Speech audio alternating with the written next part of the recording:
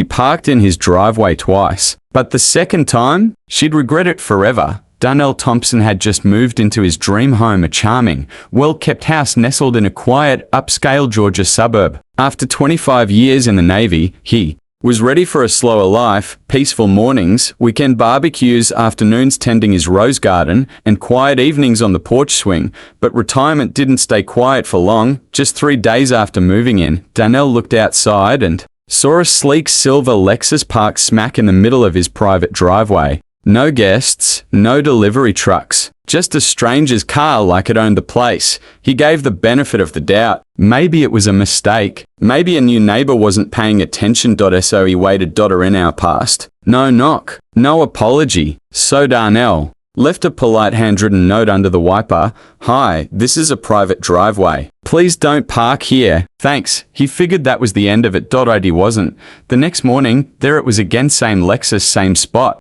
No note, no apology. And by the end of the week, it had happened 3 times. That's when Darnell knew this wasn't an accident. It was a habit, and a bold one at that. Then one afternoon, he finally caught the driver in the act. As he stepped outside to grab a package, the silver Lexus rolled right into his driveway. Out stepped a woman who looked straight out of a reality show, platinum blonde bob, oversized sunglasses, designer yoga pants, and the kind of confidence that didn't ask permission. Darnell approached calmly. Ma'am, this is a private driveway. She didn't even slow down, just glanced over her sunglasses and said, relax. I'm just grabbing my mail. I'm the HOA president. I can park where I want. Darnell blinked. In someone else's driveway? That's when her tone turned cold. You people are always so aggressive. I've lived here 15 years. You just got here. Maybe learn how things work before making threats. Darnell felt the jab, but he didn't flinch. He simply replied, calm and steady, next time, I tow it. She scoffed, rolled her eyes, and strutted off like she'd won something. She hadn't, because what she didn't know was that Darnell had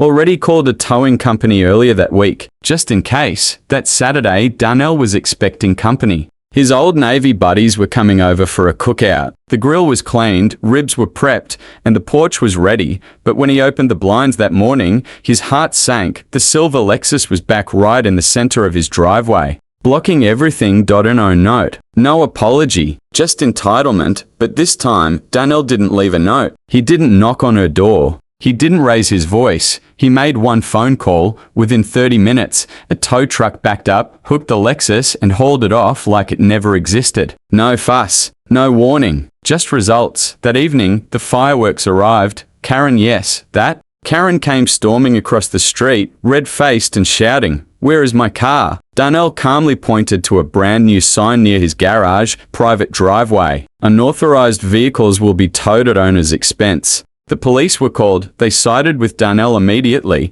Karen had to pay $350 to get her car back, but apparently she hadn't learned her lesson. Just 1 week later, Darnell was setting up for his granddaughter's birthday party. Balloons on the porch, cake in the kitchen, presents wrapped. Everything was perfect until he stepped outside to start the grill and saw it, the silver Lexus again, blocking the driveway. Again, this wasn't ignorance anymore. It was disrespect. Moments later, his daughter pulled up with gifts, unable to park. She stepped out, shaking her head. Seriously? That same lady again? Darnell didn't speak. He just reached for his phone. No yelling. No confrontation. Just the address. By the time the party started, the Lexus was gone. Towed away once more. That evening, Karen returned, not angry this time, just pale and rattled. Please, she said. I didn't think you'd tow it again. My husband is furious. We had to pay again. Can we just stop this? Darnell met her eyes and said simply,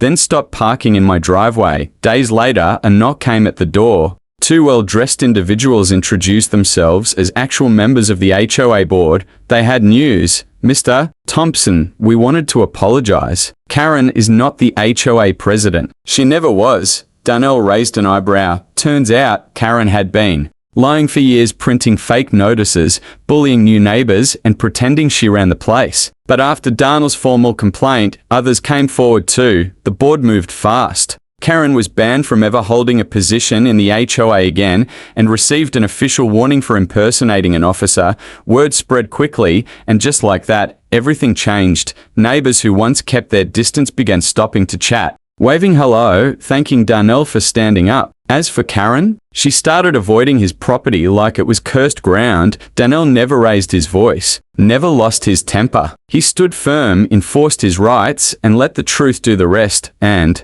sometimes that's all it takes, because in the end, karma doesn't knock. It calls the tow truck.